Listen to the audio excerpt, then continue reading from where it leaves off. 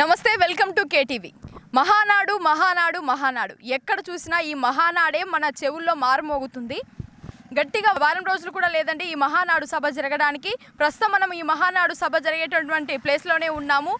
ఇక్కడ ఈ మహానాడుకు సంబంధించినటువంటి ఏర్పాట్లు ఎలా జరుగుతున్నాయి, ఎవరెవరు అధికారులు ఇక్కడికి వీటిని పరిశీలిస్తున్నారు, ఇవన్నీ కూడా ఒకసారి మనము అడిగి తెలుసుకునే ప్రయత్నం చేద్దాము. అలాగే ఈ యొక్క మహానాడు సభ గురించి నిన్నటి నుంచి కాదు 3 days నుంచి వర్షాలు కూడా బాగా పడుతున్నాయి. ఈ వర్షాల కారణంగా అక్కడ నుంచి ఎంట్రన్స్ నుంచి మనకి లోపలికి రావడానికి కూడా కొంచెం కష్టంగా ఉంది. ఏర్పాట్లన్నీ కూడా కొంచెం డిస్టర్బ్ అయ్యే విధంగా ఉంది. సో ఈ ఏర్పాట్లన్నీ సక్రమంగా జరిగే అవకాశం ఉందంటారా?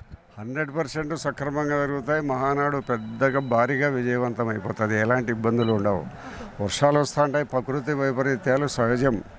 ఎవరు ఏ పని చేసుకుంటానే కూడా ప్రకృతి అనేది దానికి నిర్వర్తిస్తూనే పోతూ ఉంటుంది. ఎవరి కోసమే ఆగదు కాలం. కాబట్టి అవన్నీ జరుగుతూ ఉన్నప్పుడైనా మహానాడు నిర్విఘ్నంగా కొనసాగుతుంది. ఇక్కడ ఇబ్బంది లేదు.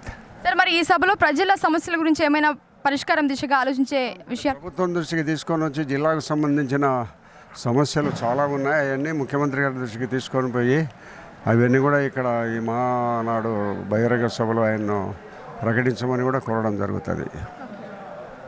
Okay sir, thank you so much. Thank you very much.